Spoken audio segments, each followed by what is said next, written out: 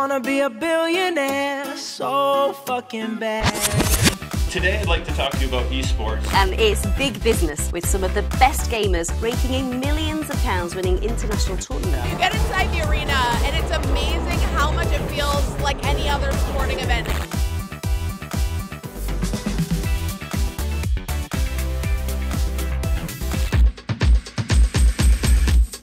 Not too long ago, getting paid to play video games was little more than a strange, impossible dream for a few pimply teenagers high on life. But these days, that reality is very material indeed. Of course, we are talking about the breakout world of esports, which is the short form for electronic sports. In today's episode, we'll be breaking down the emerging world of esports. So, if you're a video gaming fan, you want to sit tight and watch this episode to the very end. Bonjour Paris!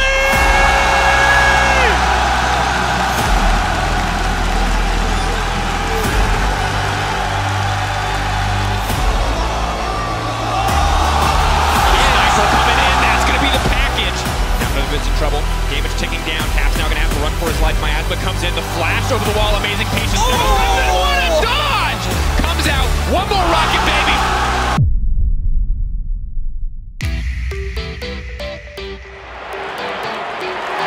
At its core, esports is a ritual that is very familiar to traditional sports fans.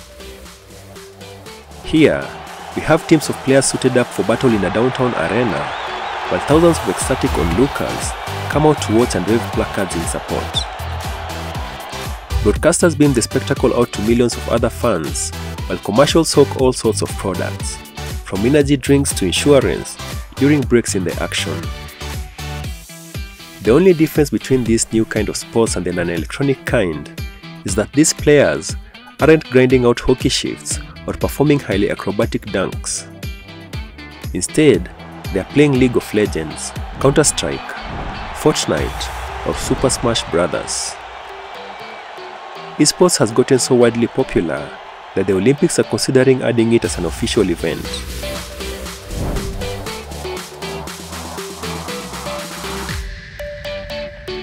On the business side, venture capitalists, tech companies, broadcasters, and even the owners of traditional sports teams, all who are very serious players, have jumped on the bandwagon.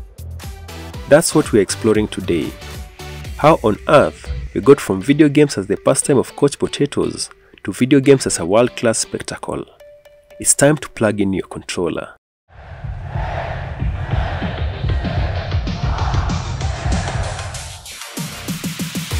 For such a seemingly novel phenomenon, esports goes back surprisingly far. The first known esports competition was held in October 1972 at Stanford University. At that time, most people had no idea that video games were a thing. At the California School's Artificial Intelligence Lab, a number of students faced off in a sci-fi combat game called Space War. This game had been developed a decade earlier at MIT. The top prize, a one-year subscription to Rolling Stone magazine. In 1974, Sega sought to spread the gospel of arcade gaming by holding arcade gaming competitions in Japan. This led to TV and radio segments about goal kick, balloon gun, and table hockey competitors. While the 1972 Space War game held at Stanford University was not an official esports event, it was certainly the start of something new in the world of gaming. And the momentum that the event provided kickstarted the first official competitive gaming event in 1980. The event was the Space Invaders Championship, in which more than 10,000 players participated. The massive amount of interest put the world of competitive gaming in the people's eyes. The media, game developers, and numerous other organizations slowly started to realize the potential competitive gaming had and started acting on it. In 1980, another monumental competitive gaming event was held. This game was run by Twin Galaxies. The game was created by the Walter Day organization which kept the record of top scores all over the world. Gamers from all over the world tried to beat each other to hold the title of the top 5 scorers at Twin Galaxies. After all 5 games being completed, here are the top finalists. Ben Gold. All right. Darren Olson. Todd Walker. People were crazy about gaming, and slowly but surely, it made its way into television broadcasting. Many live shows held small events where people played against each other to get the highest scores. Participants were offered prize money or gift hampers, and many people all over the world, especially in the US, enjoyed their afternoons while watching these competitions.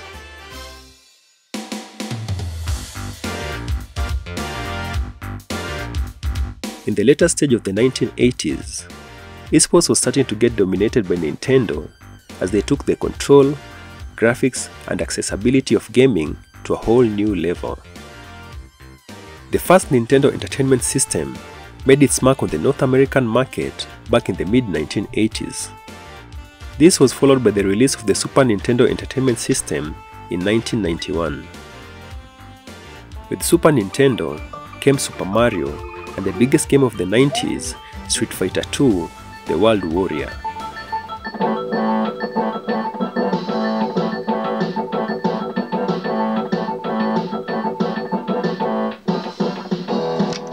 Nintendo was also one of the first companies that acted on the potential of esports and launched its own World Championship in the 1990s. This is the best I've ever seen Rich Ambler play. We're looking at 58,000, now 70,000. Rich Ambler comes back with another incredible move. 90,000 for Thoracle and 70,000. Rich Ambler concentrating. Here it comes, Tetris! In addition to that, the designers and the game developers were successful in making video games more accessible to everyone than in the previous decade. The next World Championships was held by Nintendo in 1994. That event was a huge success, with a massive number of spectators at the grand finale held in San Diego, California. These events made the roadmap to the esports events that we see today. In the late 90s, it was relatively difficult for gamers to connect to one another, as there were no social media or established regular gaming tournaments. And with the rise of the internet and PC gaming, esports finally elevated to another level.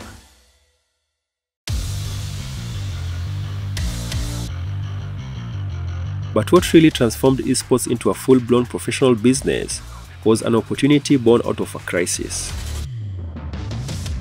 After the 1997 Asian financial crisis, the South Korean government invested heavily in broadband internet infrastructure. The newly available speeds led to the rise of internet cafes called PC banks. These cafes let young people pay hourly fees to rent computer time for facing off in multiplayer games like StarCraft. The widely popular cultural trend created a pipeline for gaming talent, something similar for the soccer pitches in Brazil or basketball courts in Brooklyn, where kids face off before going on to top sports programs.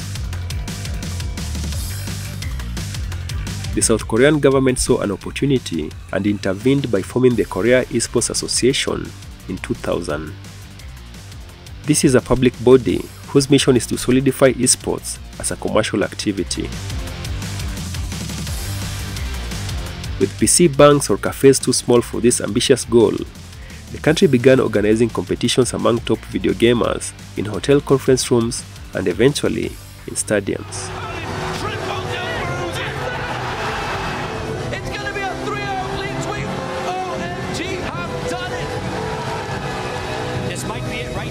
South Korean TV stations broadcast the events and lots of people tuned in. Esports commentator Jonathan Bales told the New York Times, "You had a government that gave a thumbs up to esports.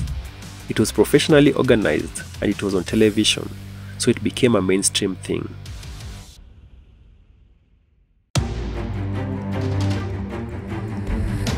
First-person shooters are one of the most popular genres when it comes to esports. And whenever there is talk about FPS games, the first name that pops up is Counter-Strike. Counter-Strike was actually a modification of the game called Half-Life, but it became the gamer's choice in first-person shooter play. In 1999, Counter-Strike released their first official version, and soon, it became the #1 multiplayer competitive game that players from all over the world joined today. Counter-Strike Go made its esports debut back in 2001, offering a prize of $150,000. Many established gaming teams like the NIP and SK Gaming created a team of professional players. NIP won the first ever Counter-Strike Go victory at the event, which eventually shaped the first-person shooter esports industry that is worth millions of dollars we see today.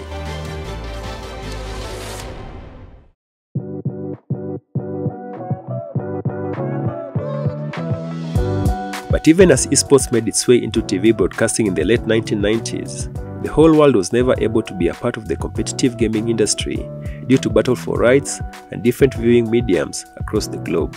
But this was all changed with the rise of Twitch. Twitch was created to be, and still is, the #1 streaming platform for gaming and esports. The platform helped the masses watch competitive gaming on a more personal level. No, you're so close. Keep going. Yes, yeah. Oh my God, we got to the bridge cinematic. Holy. Twitch has taken esports to a previously unimaginable heights. The online broadcast of popular games like Counter-Strike Go, League of Legends, and Dota quickly made its way to everyone's reach. Gamers got a chance to make a living out of playing the game even at home, instead of drawing their luck on their professional career of gaming. That day. But if we move into the next month here, this is where most of my revenue came from. If I go down, it will essentially break it down.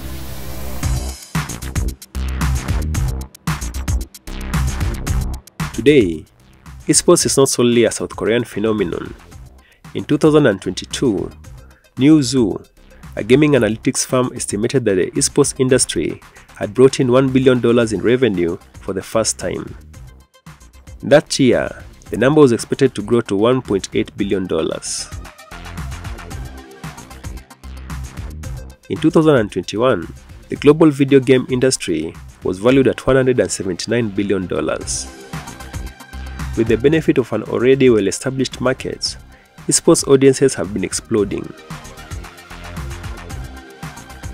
For example, in 2021, the global esports audience grew 12% to reach 489 million.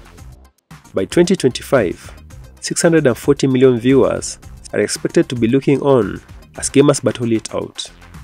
By comparison, the three most popular sports in the world, soccer, cricket, and basketball, annually draw about 3.5 billion, 2.5 billion, and 2.4 billion fans respectively. Esports is now on par with baseball, which has 500 million fans, and American football, which has 400 million fans in terms of a global audience. With such robust audience growth, capital flows are never far behind. Esports is a diversified sector that brings in revenues from media rights, live ticket sales, and merchandise. Newzoo reports that the biggest revenue generator, which accounts for 69% of the total revenues, is a mix of sponsorships and advertising.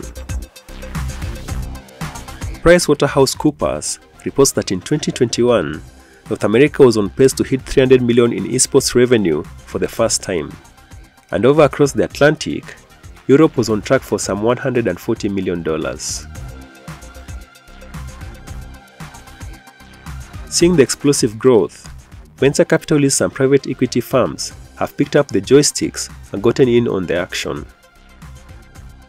Investments in esports companies in 2021 were $10.2 billion, according to Sports Business Journal. In 2018, that figure was $4.5 billion.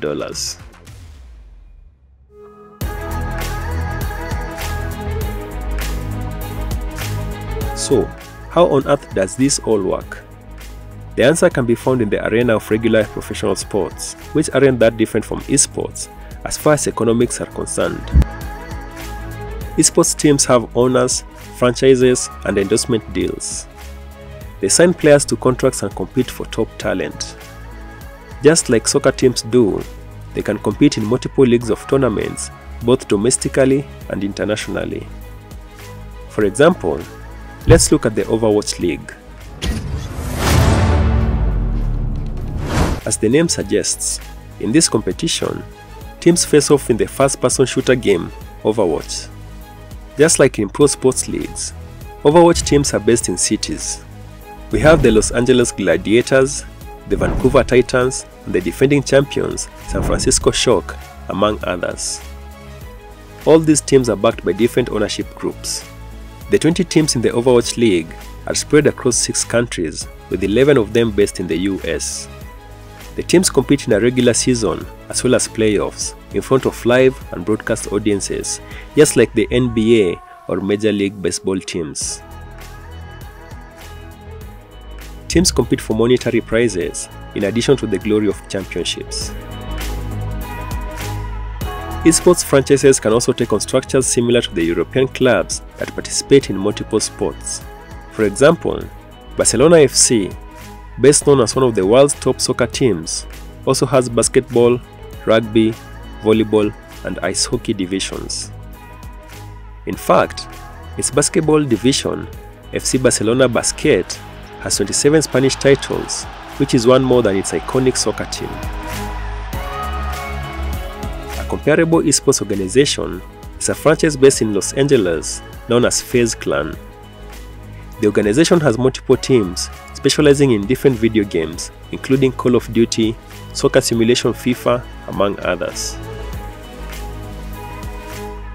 In 2021, Forbes released a list of the most valuable esports franchises. The top 5 franchises on the list were Team Solo Mid, which was valued at $410 million, Cloud9, valued at $350 million, Team Liquid, valued at $310 million, FaZe Clan, valued at $305 million, and finally, we had 100 Thieves, valued at $190 million. By the way, Dan Gilbert, the billionaire owner of NBA's Cleveland Cavaliers, is a co-owner of 100 Thieves.